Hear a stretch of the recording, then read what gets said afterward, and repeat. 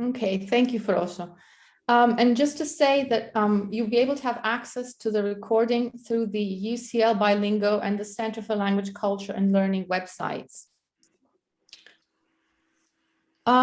So I would like now to invite our panelists to briefly present themselves. So can we start with Mahera Ruby first?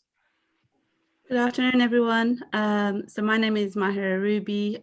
Currently, I am working full-time as a personal growth and family coach.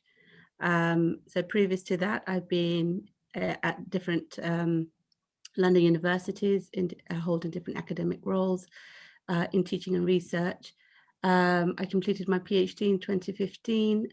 One of my examiners are here. So it's lovely to see you.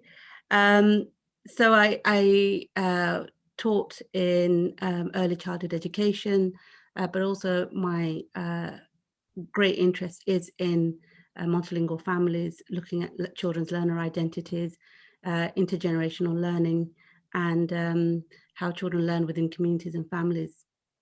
I'm also very heavily involved in community work. I am sitting as a trustee at various institutions, one of them being East London Mosque and the other being Citizens UK. And partly it's the community organising, which I have a lot of input into organising within the community around different issues that affect the communities.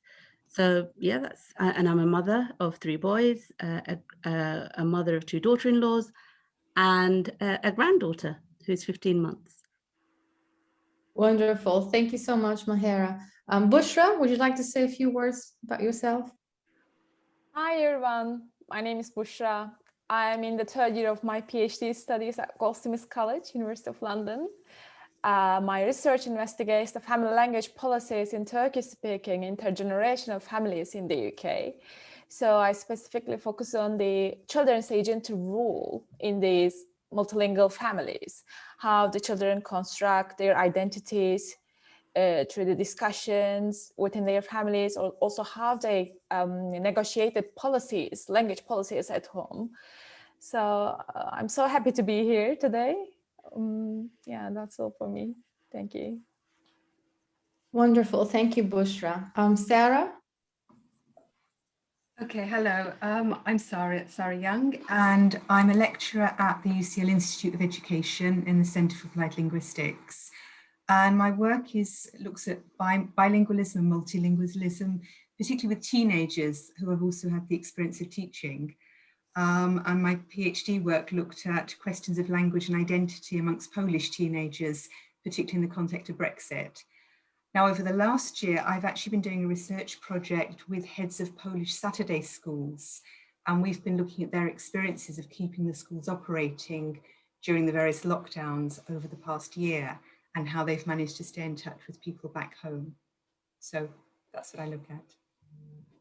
Wonderful. Thank you, Sarah. And Linda? Yeah, hi everyone. I'm Linda. I'm originally from Czech Republic, living in London. I'm a travel agent and a mother of 2 teenage girls, but I also work on Saturdays as a teaching assistant at Czech school without border in Islington. So I'm here as a parent and as a TA. So any questions? Yeah, just for them and me. Thank you. Wonderful. Thank you so much. Thank you, everyone. So I'd like to start off with you, Mahera, as you've been working very closely with multilingual families as a personal growth and family coach, but also as a researcher of multilingualism, and equally importantly, as a mother and grandmother of multilingual children and grandchildren. How has communication adapted and changed within your family, but also within multilingual families more broadly? What has your experience been? So firstly, if I can just share my experiences of before COVID, so where a lot of research and my interaction within the community showed that there was a lot of interaction within multilingual families, visiting grandparents, vice versa, but very much the parents being the gatekeepers that was quite prominent in those interactions, where the parents really chose when the children can go, when grandparents can come, when the visits are facilitated. Also, how sometimes they interact with each other. So within my own research, we found parents so sharing with grandparents how they should communicate with the children, what language to use, how to play. So there was quite a lot of direction from the parents. Since COVID, with the families that I've been particularly working with through my coaching, there has been a shift in circumstances. So a lot of parents are working from home. And there has been a shift where I've noticed, or they mentioned that the grandparents are maintaining childcare virtually in some cases. So they are sitting with their grandchildren, and they're talking to them, playing with them, sharing stories with them virtually, where the parents haven't necessarily had the opportunity to be gatekeepers. So they're busy with their work, and children are getting on with that interaction.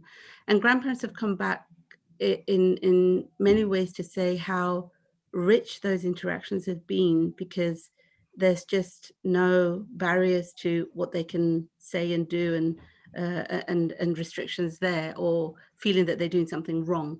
So particularly the grandparents have felt that they've had agency in those situations. So that's sort of one thing. The other is actually the grandparents becoming more savvy with technology. Being able to use Skype, going on Zoom. Zoom is so commonly used now. So if you ask somebody, like, yeah, it's very familiar. So Zoom has become really commonly used within families. So the grandparents' generation, where there was a tendency to not want to use technology and wanting to have face-to-face, COVID, I guess, has shifted that to a desperation, I guess, and no other alternative but to do that. To use social media. Facebook is being used more, Facebook Live. Grandparents are using Zoom, they're using Skype, they're using, I think there's another, there's so many. So they're feeling that they're able to do that.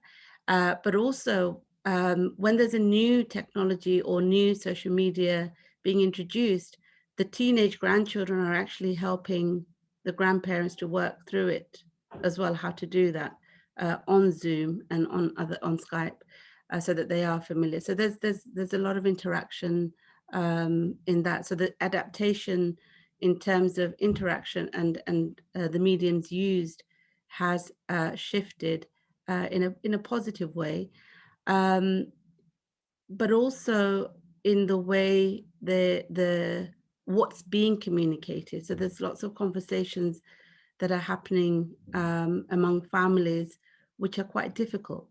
So there's been changes in family circumstances around finance, but also loss in family settings where families are not able to visit each other, attend funerals. So that's the other conversations that are happening, where children are exposed to those conversations, and that again has language involved, because often the elders are speaking in Bangla or Somali or Arabic, and the children are constantly asking questions. So those are being, they understand parts of it, they not understand the other parts. So again, it impacts on the mental health of the children and the families as a whole. The other aspect that I've noticed is the role grandparents are taking on in teaching. So they're actually teaching grandchildren Quranic Arabic, but also their heritage language, so Arabic, Somali, Bangla, and whatever their heritage languages are. So again, there's the teacher role that they've taken on, which wasn't there as commonly as it is now. So the grandparents are building that teacher, and it's interesting to see the dynamics between the children, how seriously they take them, but also how grandparents are able to make that space more palatable for the children. So it's not as strict as it would be for another teacher, but they're still learning. So there's joy in that interaction.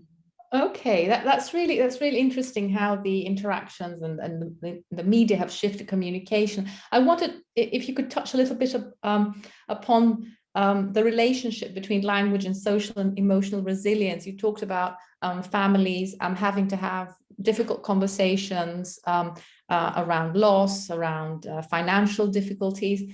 What role do you see language playing in sustaining social and emotional resilience during these times where we've been told that we need to keep apart to stay safe? Is there some insights that you have from your work that you can share with us, maybe the next minute or so? Yeah. So before COVID, I think we were really good at creating safe spaces where we could have certain conversations, but choose what to share with the children. Whereas now, with COVID, I personally, I'm tending to use this phrase of brave spaces, where parents are not able to separate that space with the children. So now they're having to have these spaces where their brave conversations are happening with the children and exploring feelings, and which isn't very comfortable in many communities. So feelings, particularly with children, when it comes to grief, I know from within the Bangladeshi community, adults deal with the grief, but we try to protect the children from it to a certain degree. Whereas now there's more conversations happening around feelings, how young children are feeling, their questions being answered. And most importantly, the language that comes in is through prayer. So when elders are praying, they tend to use Arabic, but also they pray certain part of that prayer in Bangla. And children are taking part in that prayer. So they're picking up mannerisms, they're picking up how to pray, what to say, and they repeat those again. So even within my own family, extended family, we've noticed children are saying more prayers in Bangla, as an example. Whether they understand it or not, they're picking up the intonation, they're picking up the how to say it, what to say. And then they go back to parents and ask, what does it actually mean? So when it comes to these spaces, I'm really excited to see how these brave spaces continue to with, as we go forward, but also outside of COVID, hopefully when it all lifts. That's wonderful. That's really something to think about. And I think one of the things that we want to talk about in this panel is also how communication is shifting in short term, but also in more long term. So that's something to think about. I'd like to move on to you now, Bushra. You were in the middle of your field work with 4 multilingual families from London Turkish-speaking communities when the pandemic struck. And you had to redesign your research, your data collection methods to continue your field work remotely. And we know that the Turkish-speaking communities in London have been especially hit by the pandemic. How did the families you work with adapt and change their communication? And did you notice any changes in everyday family language use within and across generations? Thank you. Yes, yeah. The first thing that I noticed that children were exposed to more Turkish and socialized less with English and their other languages, actually, during the time they spent at home and away from their peer, of course. So exposure to Turkish was greater in the families where the grandparents present. So the Mahara's work is really important in this field. So as she mentioned a bit earlier, so the grandparents are the strong figures in these families, multilingual families. So the grandparents played an important and active role for the transmission and the continuity of their home languages. So they helped the grandchildren for their online complementary school homework because the Turkish complementary schools moved to the online. It was like a shared parenting. The grandparents are the grandparents charge for the work related to complementary schools, and the parents were dealing with that mainstream homeschooling. So some children in my study, they dropped out of complementary school after they moved to the online teaching. So I talked to the parents. They reported that the children, they're overwhelmed with the online teaching of their mainstream schools and seeing this weekend schools as a space for socializing with other friends. because it was like the 3 or 4 hours of weekend schooling, for the additional schooling for children, that complementary schools, I mean. So that's why they just, dropped it out from complementary schools. Also, some parents who said speak only Turkish rule before the pandemic reported that they could not resist this policy anymore. So their language use shifted towards English during this time. It was especially difficult when they were homeschooling, the content in English, but they have the rule for speak Turkish at home, etc. So language use between siblings also is important, change a little bit. It didn't change in the primary school age siblings. They were, before the pandemic, they were speaking English to each other. And during the pandemic, yeah, they again speak to English each other, but we just noticed a kind of change, the children with older siblings. So the older siblings started using Turkish more during their conversations with the primary school age siblings. So it might be because of that the time they spend at home with their parents has more easily affected the language use of older siblings, and their adaptation to parental language use was quicker. So I also noticed that the family is oriented to and use mobile digital technologies for not only education purposes, but also language socialization. So all the families, they did regular video audio calls with their cousins, aunts abroad during the pandemic, which helped children to hear their home language in different contexts. So, I mean, yeah, I witnessed a lot of change in these families and the adaptation. But it was, yeah, as you said, it was my data collection time. It's a bit, I don't know, should I say lucky or unlucky? But yeah, I had the opportunity to see these adaptations in these families. Yeah. Wow, that's really exciting, actually, to be doing data collection these times. Challenging and exciting at the same time. Yeah. So how do you see the digital mediation of communication influencing family language choices and practices in the short term, but also in the kind of more long term? You talked a little bit about the role of digital technologies. I mean, do you see any new language and literacy practices emerging or becoming consolidated, perhaps? What is your sense? Well, the internet becoming more multilingual, opportunities for multilingual children are also on the rise. So because of the pandemic, children start to use online spaces more as it extends beyond the physical space, and the digital tools become inherent in this generation more, obviously. So what can I say, that the access in the different modes of this digital space increases by age, and children brings their own creativity and power into digital environment. By the way, I am working with the children aged between 5 to 12. So all these children, they are the third generation of Turkish speaking, coming from the third generation Turkish speaking families. The first comer is the grandparents. The second generation is the parents, and the third generation of these children. So the grandparents in these families, they had the limited English, but the parents were well adapted bilingual speakers. And the third generation, these children are my focus in my study. So the digital communication as a significant new domain brings the new opportunities for language engagement on a sliding scale.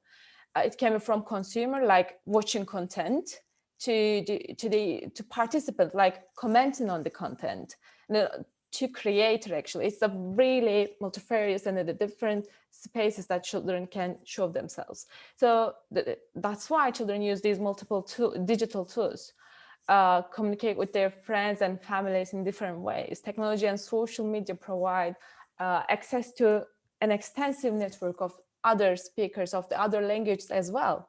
So expand opportunities for the communication, which can affect positive language engagement, use, and learning. So among young people in my study, the access to social media and technology fulfills not only the role of entertainment, but also has an important social communications. allowing them to access playground conversations and feeling a sense of belonging among their peers. However, some parents reported that they feel disempowered regarding their children's internet use, since language socialization through digital media is not inherently ingrained in the current grandparent and parent generation, right?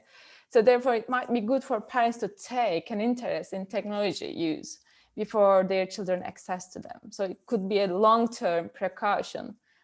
It could be a kind of take-home message for the parents. So parents in my study also concerned that children's access to a variety of media on the basis of their interest can lead to a split between two language cells. One for a societal dominant language, in this case it's English, and the other one, the home language, in our case, is Turkish, obviously. So children either switch to the societal language or created a multilingual repertoire when actively engaging with the content, whereas they mostly had home language for passive language development, such as, TV watching habits. It's so common in multilingual, the families like the case that Turkish-speaking communities like that. So even though the parents indicated a split between their children's 2 or more languages, I consider that digital space helps children to share and extend their multilingual repertoires in a creative way. I observe that children open new spaces and construct their multilingual identities when they start to socialize outside of the family. It's both online and offline, actually. I think I'm going to stop you here. Yeah, sorry. It's great to hear about your study, Bushra. I'd like to hand over to Froso, who will continue with our 2 panelists. So over to you, Froso. I'm sure we'll have a chance to come back to your study in the Q&A. So please feel free to, I'm addressing our participants here, to put in your comments and any questions you might have on the chat. Thank you. We can't hear you, Froso. Sorry about that. I forgot to unmute myself as always. So thank you, Vali. Thank you, Bushra. Thank you, Mahera. This has been so interesting. So off to Sarah now. So Sarah, what role do you think language can play in sustaining social and emotional resilience during times when we're told to keep apart in order to stay safe? Okay, thank you for that, Froso. I think with language, it's essentially, I see language essentially as a way of maintaining links with your home community. And I mean, Bushra and Mahera have talked about the importance of using language to communicate with relatives abroad, with friends abroad, through various technological ways. But very often, I mean, I've spoken to teenagers who perhaps don't have those language skills that are required to do that. They've got quite basic language skills, and that becomes problematic. So another way of doing that is really maintaining that connection with the Saturday schools. And this is where some of the work I've been doing on Polish Saturday schools has helped, because a lot of the school heads, particularly during this current time, have seen them very much as community hubs, as much as language learning hubs. And so they've created this sense of a community through learning the language, through coming together in these safe spaces or brave spaces. And it was quite interesting to see over the past year just how committed those students who did continue online were committed to learning the languages. I spoke to sort of a number of heads. They'd managed to move online either immediately or very quickly after the first lockdown back in March. And students and parents who did want to continue were sort of 100% behind this. And I think that sense of community, building up a sense of language so they could communicate with people back home, particularly when trips back home were restricted, I think became very important. It wasn't just language, it was an opportunity to celebrate festivals or Independence Days. So language is one way of sustaining that emotional resilience, but it's also the sense of community that's created. And I think one of those things that everybody has lost this year is that sense of identity, community, connection, which is then chipped away at our own emotional resilience. So I think the role of Saturday schools in maintaining that has been amazing, and also as a place to maintain language. Thank you, Sarah. That's really, really insightful and interesting. So based on what you've done so far and based on your recent work with the Polish Complementary School, so what new possibilities for language learning and interaction within families might this digital mediation of communication open up, and how might this be sustained? I think the interesting thing is, I mean, again, we're all in this situation. Back last March, nobody really knew what they were doing with Zoom. No one quite understood how some of these technologies worked. And it's all been a massive learning curve that we're still sort of grappling with. So I think there are huge possibilities for language learning. I mean, teachers were speaking to me and heads were speaking to me saying, I've done things I never thought I would ever be able to do. I've taught myself, the students have sort of been along with me, and it's opened up avenues that we'd just not thought about, and become possible. So I think what it's done is actually freed people up from that fear of, I don't want to press the buttons, and thinking, oh, we can do this. Now, how much of that is maintained as we do start coming back face to face gradually over the next, whether it's the next couple of weeks, whether it's next month or over the years, I don't know how much of that will then fade away. And we'll just be so relieved not to have to do it by Zoom that we'll just switch our computers off. But I think there is, and here I was saying, that potential for older members of families to really connect with the younger generation. I mean, I work with teenagers and they're so tech savvy. And are prepared to teach other people in the family how to use this. So I think there are huge possibilities and we're not frightened to use them. And I think that's the difference between perhaps now and 18 months ago, when particularly older members of the family were like, well, I'm not really sure about this. It's like, well, you're going to have to. And teenagers are taking the sort of grasping this and going, right, we're going to teach you how to use it. And suddenly it's opened up new worlds. So I think there are lots of possibilities that we're still exploring. Some will continue. I think some will drop away, but it's quite exciting. Although I have to say, I wish we hadn't been forced into doing this, but it's great that something has come out of it.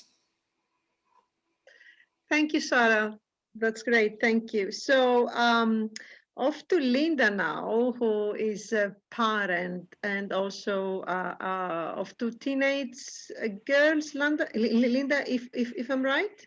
Yes, you're right. Yeah, I've got two kids, 14 and 17. Perfect. So, so could you please tell us a little bit, how has communication adapted and changed within multilingual families in general and within your family, because you are also working as a TA in the Czech School Without Borders in London, which is a very large school. So you may have some experience from other families as well. So thank you.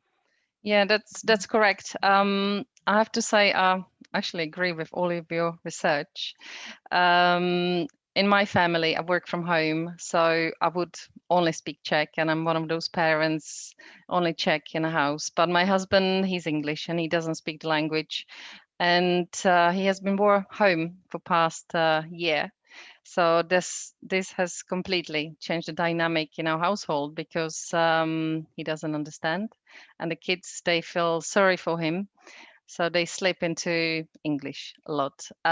So originally, or at the beginning, they were translating so he doesn't feel bad, but lately they just slip into English, and I do the same if I'm feeling left out, because yeah, so I would say Czech is suffering a little bit because of that. I do have to be really firm with them Sometimes pretend I don't understand. Of course, they know I do understand, but yeah. So I never used to have to do that because they wouldn't talk to me in English. But suddenly the switch is there, and I don't like it. But I don't know. We have to work on it, and we are working on it. But that's what it is. But I mean, however, in Czech school, we have been very lucky. Our Czech school hasn't stopped. They have been brilliant. They basically from the day one, they moved online, and we've been growing from the day one. For a year, we actually have more kids than we had before. We have new teachers because teachers move away, kids move away, and suddenly they can come back. They can be part of the community again, even they are logging in Germany or back in Czech Republic. So it's actually really nice, nice community, and it is shorter. So some kids prefer that because normally it would have been the whole morning or whole afternoon, but now we only have like 2-3 hours. But it's really dense, so it's full on, and some kids love it because they can, as you said, they love the technology, and they actually are better than us with the technology. They also like the freedom of switching off the cameras or pretending my my computer doesn't work today.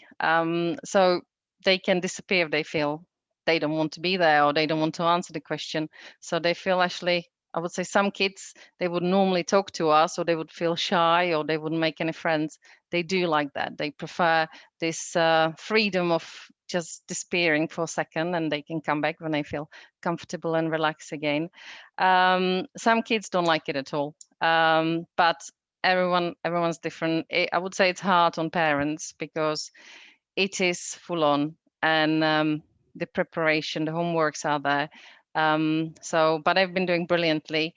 As Sarah said, they do work with the kids much more they did before, and yeah, we really appreciate it because it's nice. We do different activities we would have done before with them because we have to be more creative, and so we are also learning and the kids are learning.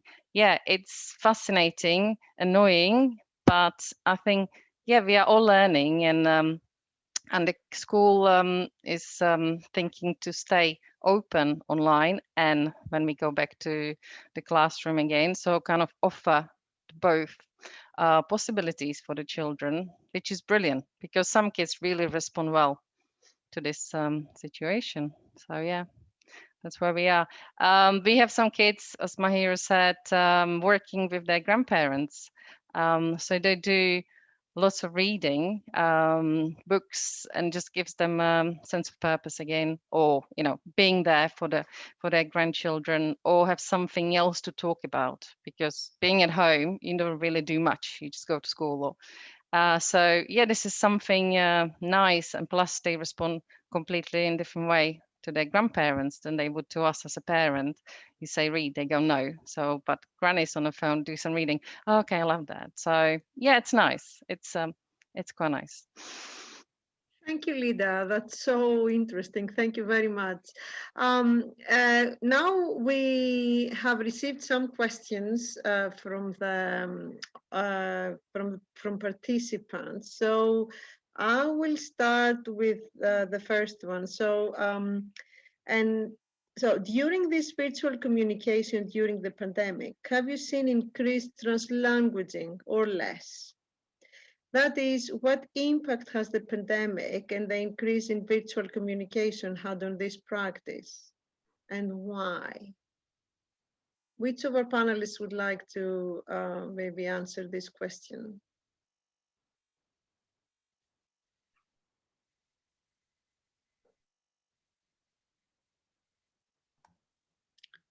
Can I share an experience from my own family? Thank you, Mahira. Please do.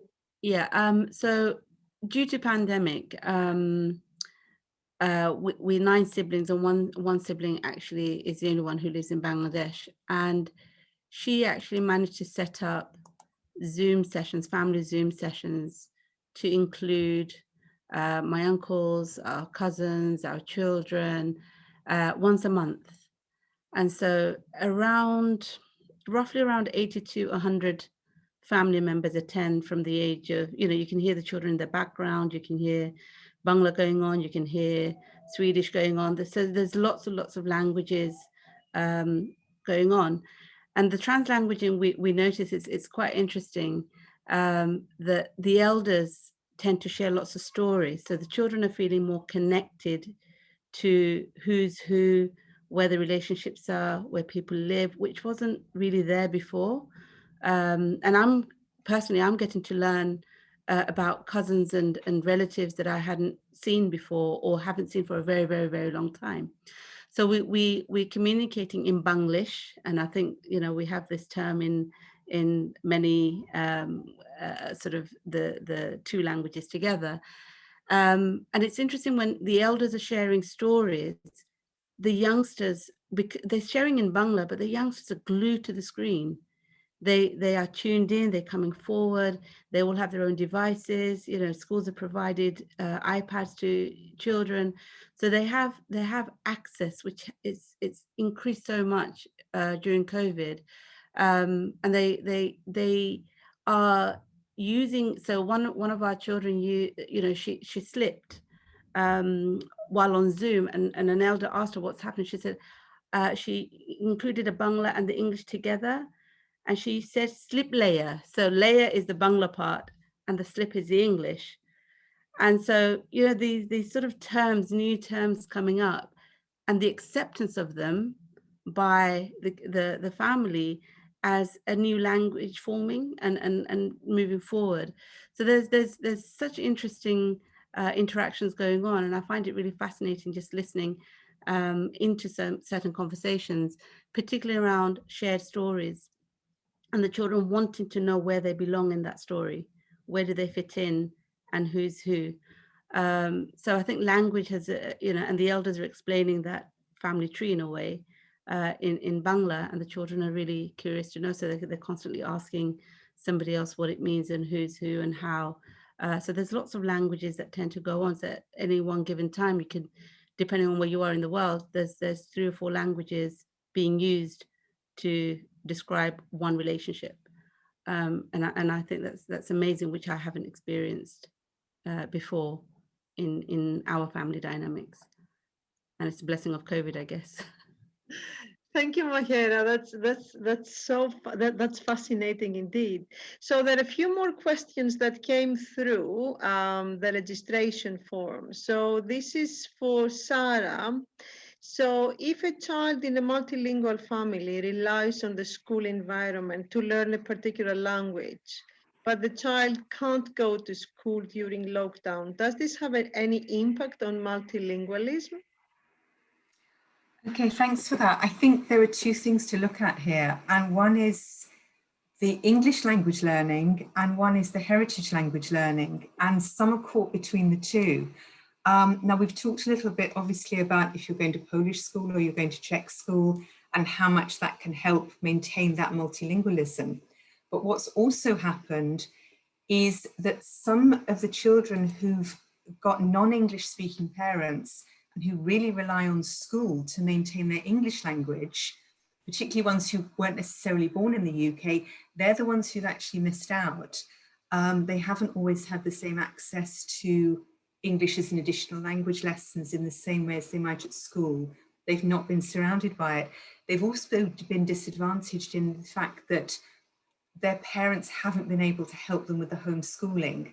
So while other children may have said to their parents, can you help me with this? They're like, well, I understand maths, but I don't understand maths as it's explained in English.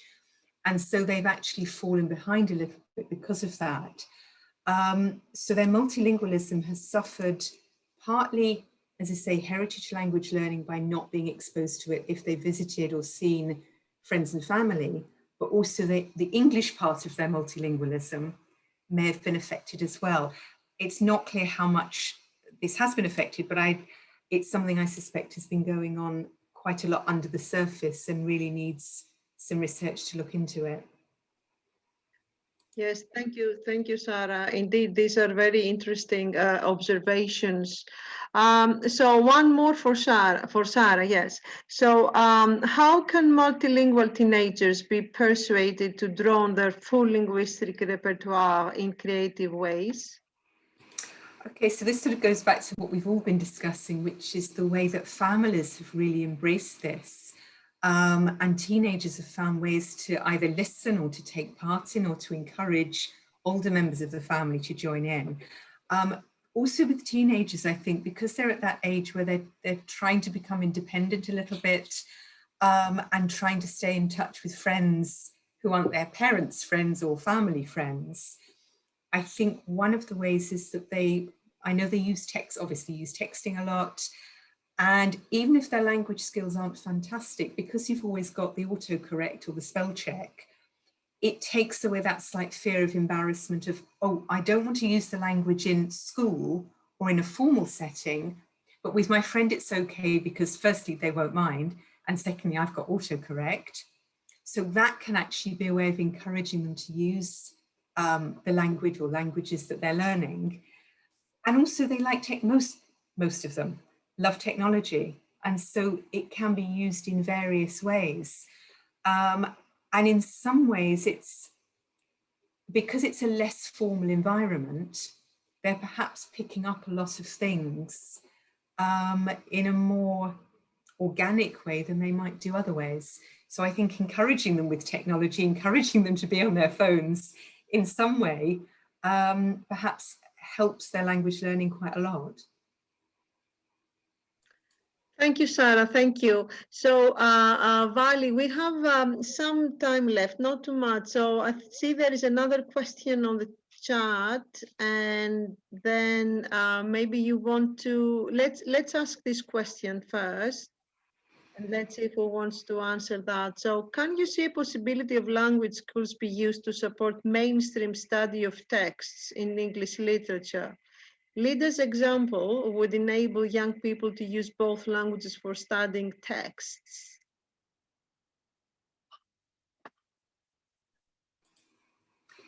Can I come in on this and say probably not? I think because language schools are so pressed for time, for resources, for facilities, and really would like to focus on the heritage language learning, I don't know if there would be a possibility of this. It's not something that I've heard mooted in the Polish context. I don't know whether, Linda, it's something you might consider. Shaking her head. I wouldn't know. I don't know. Don't think so, no. Sorry. Thank you. Anyone else? Mahera, did you want to say something? I don't know if this is helpful. We did a study, we did a research study where we paired up community school teachers with mainstream school teachers. Mm-hmm. And, you know, we've written about it in Interconnecting Worlds, where they came together and they visited each other's sites, but they also planned lessons together based on a common theme, either at the community school or at the mainstream school. And there were times when they co-taught at each other's sites, and the incredible benefit that had on the children was just amazing, because there was a lack of knowledge on both sides, actually, not more so from the mainstream school teachers of what goes on in the community school, and the perception that the children are tired, they're doing all this extra work, how is it benefiting them? But actually the children themselves growing through that project was amazing, because they didn't feel that they had to hide a part of their identity. They didn't have to hide. They actually celebrated the learning, and they were really proud of what they did at their community school. And they felt encouraged to bring that into their mainstream. So it was around particular texts, such as, you know, a lullaby or The Lion and the Mouse. So it was around different texts, but the way they co-taught was really interesting. And the outcome of that was that both teachers at each site said that they learned so much from each other. Particularly, it was interesting to see the growth in the mainstream school teachers, in how they embraced what the children actually learnt and benefited from the community school that they attended. So again, as we know, research projects are according to the lifespan of the funding, but some teachers do continue the good practice, and it's really helpful, because if you put the child at the center of your sort of teaching and your life, it helps to break down those barriers. So often the community schools are on the doorsteps of the mainstream schools. If not, sometimes they're housed in the schools. So it's just being aware and having those conversations. Again, safe spaces and brave spaces can be used in so many different ways, and really becoming more aware of what's happening within the school, rather than just coming in and treating the child as an entity in their own at that particular time, but looking at the child as a whole child, and being able to speak to the children and see what else they're doing in their life outside of school is really important as well. That's very important indeed. Yeah. Very, very important. Okay, so Vali, would you like to ask a few? Sure. I don't see any other questions in the chat. Just a few more questions. Absolutely, yeah. And just maybe to add to what Ruby was saying, to what Mahera was saying, from my own experience from the Greek community school here in Lausanne, that I do some teaching there from time to time. And at the moment, we have the commemoration of the Greek War of Independence, the Greek Revolution. And with the older children, we're doing a project where they're looking at how the local Swiss intellectuals of the time and the local newspapers talked about the Greek Revolution. So the kids are actually working with sources in French, because French is the language of the canton where we live in Vaud. So they're working with sources in French, which they're then translating or interpreting in Greek. So within the same classroom, the Greek language classroom, you can see how both languages can be used effectively and creatively, and how children can build on both of their languages. And I think that links quite nicely to what Mahera was saying about looking at the whole child, rather than focusing only on aspects of the child's identity, whether that is the heritage identity or the kind of mainstream learner identity, mainstream school learner identity. I think it's a good example where both can work synergetically very nicely. So that was my little aside. Perhaps we've had a few questions around resilience, social and emotional resilience. And I think perhaps maybe Ruby could talk to us a little bit more about how others, perhaps not non-family members, can become involved and assist in creating these brave spaces that you mentioned earlier. But also, how can multilingual families be supported outside of the home setting, if you like? How can we best support multilingual families and their well-being in schools, for instance? I don't know whether you might have some insights around these topics, Mahera. I think when it comes to resilience and community involvement, I think across communities we've seen during COVID the rise of community support for families, in terms of where families have been isolating. There have been volunteers who have gone into parents' families, their grandparents' families, and just keeping up the conversations so that to reduce a sense of isolation. So we're befriending, in a way, I guess it's befriending, just keeping an eye, touching base. And they've been more sort of from community organizations and faith institutions where that's been happening. But it's also the role of the imams. I know from my own community, the role the mosques have played. So even though the mosques have been closed, the imam has gone into the mosque, and there's been sermons given from the mosque, where he could have done that from the home, but they've been doing that more from the mosque, so that the community feels connected to the faith institution. So there's a feel of a community, and that the services have been done in different languages as well from the mosque as well. And also the offer. So I know, I mentioned that I'm part of the East London Mosque, and one of the things we've done from the Women's Committee has been to offer online talks, online sort of Quran reflections in Somali, Arabic, Bangla, and English. And it's been really interesting to see. So people, you get to see a trend of people who's coming to these sessions. And what I noticed was that, say, mothers were turning up with their mums who are Bangla speaking, as an example. And when I've asked them the reasons for it, they wanted to know what's being said so that they could hold a conversation after. So again, where we weren't so interested and we had to just get on, it's quicker to do things in English. Our generation of parents, in a way, are taking more interest in what's being offered in other languages, so that we can have those conversations or mediate that for our children and the grandparents.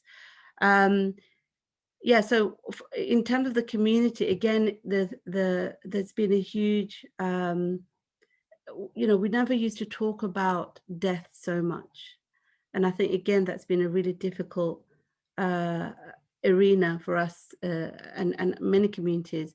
So what's come out through COVID is children actually, age appropriately to a certain degree, being able to watch the burial rites, being able to attend funerals through Zoom, where only 10 people have been able to attend, but they will have their Zoom once the other family members from across the world can join the funeral. So sense of togetherness being able to be created, and again the sermons being in different languages there. So I guess there's more of a community feel, which is really interesting, because where you're isolating, we're coming together through social media and other platforms. So that's been a huge shift, that people are able to come together at times of distress. So I don't know if I've answered the question on the resilience. So again, people feeling that they're not alone, and being able to feel connected. In terms of school, I know there are schools in East London where the schools have created spaces where children can talk, be able to speak in whatever language that they feel more comfortable in.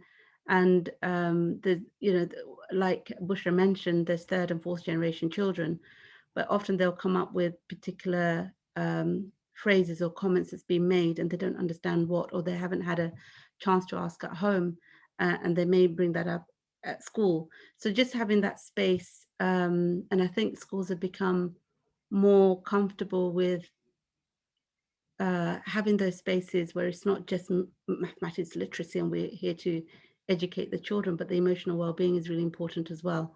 And checking in on families. I know, teachers have been checking in on families by personal visits or phone calls, and there's regular interaction with families.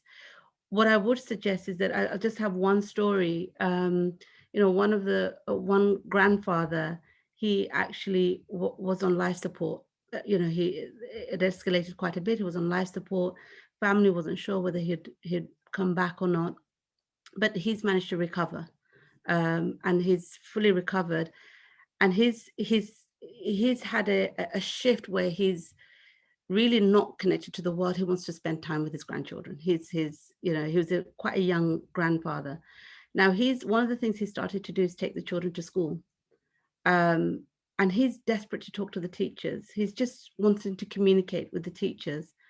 And at the moment, he doesn't feel that the communication is there. The teachers are very busy. Obviously, they've got their own things to get on with. But what he shared was that he wishes that he could just have that short conversation at the beginning and end of school where he just could talk about the joys of being a grandfather, you know, and what he can pass on to the teacher of what he enjoys with his grandchildren. And I know in my own research, we found that a bit in pre-COVID, but I think the awareness is there more with grandparents who managed to have survived. And that's just one story that I wanted to share, that possibly in schools to take that time, maybe just to acknowledge who's bringing the child to school, and if there's something, a sort of a handover of some sort that can take place, which could really increase the shared stories for the child between the school and the home. Right. Okay. Yes, absolutely. I think you've done some work on that, looking at the sort of shared stories that children can, with their grandparents and other family members, that they can produce in schools. I think you've done a series of workshops around that. So I think it might be an idea to build on that and create these stories, and, you know, in a more perhaps formal way, rather than only thinking about informal spaces, if you like, where these stories can be heard. Okay, we've got one last question here. Has anyone researched the benefits of using dual language materials with very young children and monitored their progress in acquiring English? I don't know if somebody would like to respond to this. I mean, I can think of the work of Raymond Snedden on dual language books, which is, you know, excellent research, and she was looking at English language development alongside development of other languages.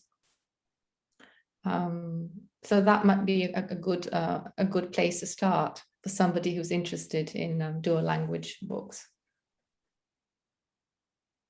I don't know if anyone else would like to make any final comments before we close our session for today. Well, thank you very much. A very, very warm thank you to our 4 panelists for their insights, and to our participants who joined us today from different parts of the world. It was lovely to see some familiar faces, but also new people joining us. Thank you all very much, and we hope to see you in one of our forthcoming panels. Thank you.